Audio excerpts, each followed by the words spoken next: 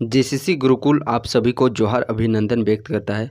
इस प्रकार आज के इस सेशन में हम लोग, जैसा कि आप लोग को मालूम ही होगा कि कल ही जस्ट इसका जेसीसी क्लर्क 10+2 जो एलडीसी क्लर्क की वैकेंसी होती है, उस वैकेंसी को फाइनली जेसीसी आयोग की तरफ से जारी कर दी गई है, जिसमें कि टोटल 863 पदों पर यह वैकेंसी निकाली गई है। तो उसी वैकेंसी के रिगार्डिंग हम लोग इस सेशन के माध्यम से उनके सिलेबस को देखने का यह प्रयास करेंगे। सिलेबस रही बात पेपर 2 जो लैंग्वेज पेपर खोटा के तौर पर, क्या ये सिलेबस पहले के ही अकॉर्डिंग ये सिलेबस रखा गया है या फिर इस सिलेबस में हम लोग को कुछ चेंजेस देखने को मिला है। तो इस सिलेबस की यदि हम लोग बात करते हैं तो यहाँ पे थोड़ा बहुत आप लोग को चेंजेस देखने को मिले हैं, सो वो भी हम लोग साथ में साथ डिस्कस करते हुए चलेंगे। और रही बात ये प्रॉपर ये खोटा का जो सिलेबस है आप लोग का पेपर 2 में क्लर्क की वैकेंसी के लिए, तो ये प्रॉपर आप लोगों को प्रोवाइड किया जाएगा। इसका नोट्स आप लोग को प्रोवाइड किया जा रहा है, चाहे हम लोग ग्रामर की खोटा व्याकरण की बात करें या फिर जो भी ये देख पा रहे होंगे गद्य भाग पद भाग, जिसमें कि कहानी कविता जो भी सेक्शन आप लोग को पढ़ने हैं, प्रॉपर इसके आप लोगों को चैप्टर वाइज पीडीएफ प्रोवाइड किए जा रहे हैं मात्र 50 रुपये में। यदि जो भी कैंडिडेट इच्छुक है इसके पीडीएफ को परचेज करने के लिए मात्र 50 रुपये में ये पीडीएफ आप लोग को प्रोवाइड किया जा रहा है। यदि आप इच्छुक हैं तो आप इस नंबर पर, दिए गए नंबर पर आप कांटेक्ट कर सकते हैं। चलिए फाइनली हम लोग इसके सिलेबस को जिक्र करते हैं। सिलेबस में आप लोग का 3 सेक्शन से प्रश्न पूछे जाने वाला है। सबसे पहले इसके हम लोग 2 सेक्शन में बांटना है। 2 सेक्शन कहाँ कहाँ से पूछा जाएगा, तो एक सेक्शन आप लोग का रहेगा व्याकरण का सेक्शन, ग्रामर का सेक्शन, और एक सेक्शन है आप लोग का बुक का, यानी कि 50-50 प्रश्न यहाँ पे आप लोग के बटे हुए हैं। 50 प्रश्न आप लोग के रहेंगे ग्रामर से। ये प्रीवियस ईयर के एनालिसिस को ही देखकर आप लोग को ये सिलेबस जिक्र किया जा रहा है कि जो खोटा व्याकरण है वहाँ से आप लोग के 50 प्रश्न पूछे जाएंगे और बुक से 50 प्रश्न। और बुक में हम लोग को 2 सेक्शन पढ़ना है, एक गद्य भाग जिसके अंतर्गत हम लोग को कहानी सेक्शन पढ़ना है, एक पद भाग जिसके अंतर्गत हम लोग को कविता सेक्शन पढ़ना है। तो चलिए सबसे पहले ये आप देख पा रहे होंगे गद्य भाग। गद्य भाग कहने का तात्पर्य है कहानी सेक्शन। क्या चीज़? कहानी सेक्शन। अब गद्य भाग में देखिए हम लोग को क्या पढ़ने हैं। सो यहाँ पे यदि आप देखते हैं तो गद्य भाग में देखिए सबसे पहले क्या है। सो प्रकाशक खोटा साहित्य संस्कृति परिषद बोकारो, ये पूरा पुस्तक का नाम दिया गया है। और ये पुस्तक कौन सा पुस्तक है, तो ये पुस्तक 12th क्लास की पुस्तक है।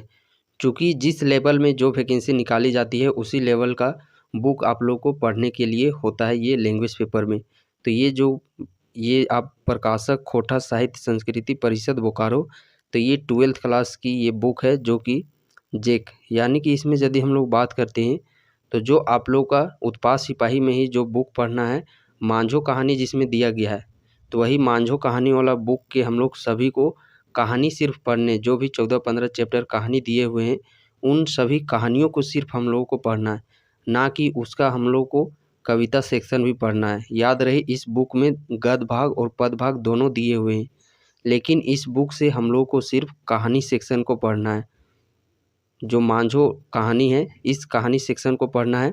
दूसरा पुस्तक हम लोग बात करते हैं तो अगली पुस्तक आप देख पा रहे होंगे खोटा निबंध लेखक बी.ए. नौहदार। ये पुस्तक जो बी.ए. नौहदार के द्वारा ये निबंध पुस्तक लिखी गई है, जिसमें 12 के समथिंग निबंध है। इन 12 निबंधों को आप लोग को यहाँ पे पढ़ना है डिटेल्स पूर्वक। तो कौन कौन से कहानी, ये जो गद्य सेक्शन है इस गद्य सेक्शन को आप लोग को डिटेल्स पूर्वक पढ़ने हैं। पूरा कहानी आप लोग को पढ़ना है, कहानी के अंदर में जिनका रोल होता है वो पूरा कम्प्लीटली पढ़ना है। एक पढ़ना है गद्य भाग के ही अंतर्गत डाह नाटक, जो कि सुकुमार के द्वारा रचित है, ये डाह नाटक पढ़ना है। और एक पुस्तक है फरिच डहर कहानी संकलन, जो कि पंचम महतो के द्वारा ये पुस्तक रचित है। इसमें सिर्फ याद रहे सिर्फ कहानी को पढ़ना है। अब इसमें भी कविता नहीं पढ़ने लगिएगा, कविता का वो अलग बुक है।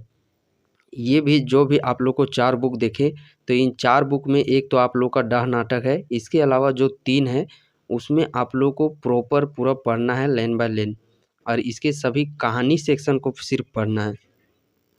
अगला सेक्शन आप लोग का आ जाता है पद साहित्य। पद साहित्य कहने का तात्पर्य है कविता सेक्शन। ये जो 4 पुस्तक दिए हुए हैं इन चारों पुस्तक को हम लोग को कविता पद साहित्य को देखना है। एक पथिया डोंगल महुआ जो कि संतोष महतो के द्वारा लिखी गई है। तो इसमें यदि हम लोग कविताओं की संख्या बात करते हैं तो 47 कविताएं हैं। सोंध माटी विनोद कुमार के द्वारा रचित पुस्तक है, इसमें 31 कविता है। तो इस कविता को किस प्रकार आप लोग को पढ़ना है, सिर्फ कविता का नाम याद रख लेना है। क्या चीज़? कविता का नाम याद रख लेना है और इसके लेखक कौन है वो सिर्फ यहाँ पे याद करना है। इन कविताओं के आप लोग को लाइन बाय लाइन नहीं पढ़ना है। पुनः एक बार रिकॉल कर दूँ, क्योंकि 47 कविता लगता है आप लोग को इतना बड़ा वास्ट सिलेबस, 47 कविता उधर, 31 कविता इधर, और ये प्रीवियस ईयर का एनालिसिस करते हुए आप लोग पढ़िएगा। ऑलरेडी प्रीवियस ईयर का जो भी, चाहे हम लोग खोटा की बात करें या झारखंड जीके का बात करें या कंप्यूटर का बात करें, प्रॉपर प्रीवियस ईयर का वीडियो आप लोग को ऑलरेडी चैनल पे मिल जाएगा। वहाँ पे सर्च कीजिएगा और उसके अकॉर्डिंग ये जो सिलेबस है उसको आप लोग स्टडी करने का प्रयास कीजिएगा। तो देखा जाए तो ये एक पथिया डोंगल महुआ और सोंध माटी कविता है। तो इन कविताओं से प्रश्न पूछे गए हैं कि ये कविता किसके द्वारा रचित की गई है, ये कविता किसके द्वारा लिखी गई है। तो यहाँ से सिर्फ कविता का नाम, 47 कविताओं का नाम याद रखना है और साथ में कि ये पूछेगा, कोई कविता का नाम दे दिया और पूछेगा कि ये एक पथिया डोंगल महुआ बुक में है या फिर ये सोंध माटी बुक में है। तो इस प्रकार से प्रश्न पूछे जाएंगे, यहाँ से डीपली नहीं पूछेगा। और 2 पुस्तक पढ़ने आप लोग को, डिंडाक डोनी और तातल और हेमाल। तो यहाँ से भी जो कविता दिए गए हैं उस कविता सेक्शन को सिर्फ आप लोग को पढ़ना है, जो कि यहाँ पे साफ तौर पर ये कर दिया गया है। आगे जो हम लोग अगला सेक्शन जो 50% मार्क्स आने वाले हैं वो हम लोग देखते हैं। यहाँ पे देखिए जो तीसरा और चौथा में दिया गया है।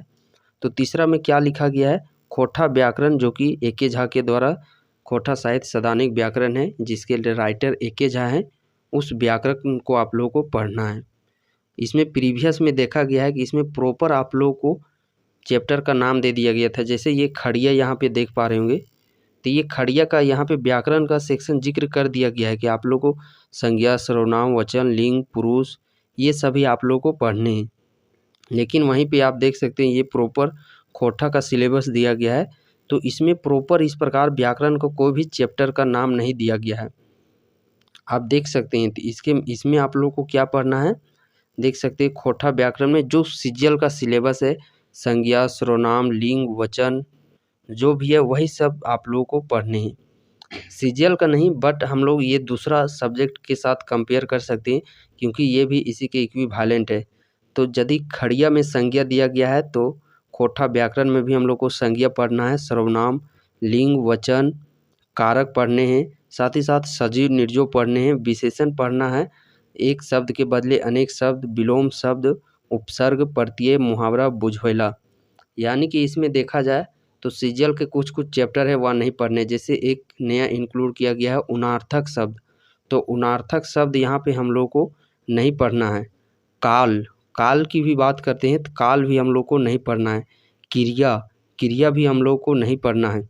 इसके अलावा जितने भी ये संज्ञा, सर्वनाम, लिंग, वचन, कारक, विलोम शब्द, एक शब्द के बदले अनेक शब्द, विशेषण हो गए, उपसर्ग, प्रत्यय, मुहावरा, बुझवैला और लोकोक्ति, बस यही आप लोग को व्याकरण के सेक्शन में पढ़ना है।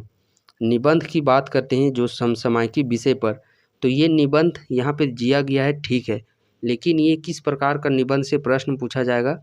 तो झारखंड में जैसे कि प्राकृतिक पर्व बहुत सारे होते हैं, सरहुल हो गया, सोहराय, बोंडी, करम, जितिया, ये जितने भी टूसू पर्व, ये जितने तरह के मंडा पर्व, जितने तरह के प्रकृति प्रेम जो यहाँ पे त्यौहार मनाए जाते हैं झारखंड में आदिवासियों के द्वारा धूमधाम से, तो वही पर्व त्यौहार से निबंध के रूप में आप लोगों को प्रश्न पूछा जाएगा कि करम किस दिन मनाया जाता है, सोहराय किस दिन मनाया जाता है।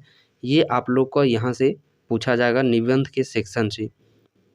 तो 50% आप लोग का व्याकरण और निबंध दोनों से रहेगा और 50% आप लोग का उधर बुक से रहेगा। तो ये प्रॉपर आप लोग का जो JCC LDC clerk new vacancy 2023 निकली है उसका ये पेपर 2 खोटा का ये संपूर्ण सिलेबस रहा। तो इसमें यदि आप लोग का और भी कुछ डाउट रहता है देन आप कमेंट सेक्शन में ज़रूर अपने जो भी क्वेरीज है उस क्वेरीज को वहाँ पे दे सकते हैं। आप लोगों को अवश्य वहाँ पे रिप्लाई मिलेगा। यदि इसके रिगार्डिंग अभी भी आप लोग को कुछ असमंजस है, असुविधा आप लोग को हुई है कि ये सिलेबस में कहीं पे भी समझने में दिक्कत हुई होगी तो आप निश्चिंत होकर के अवश्य कमेंट कीजिएगा।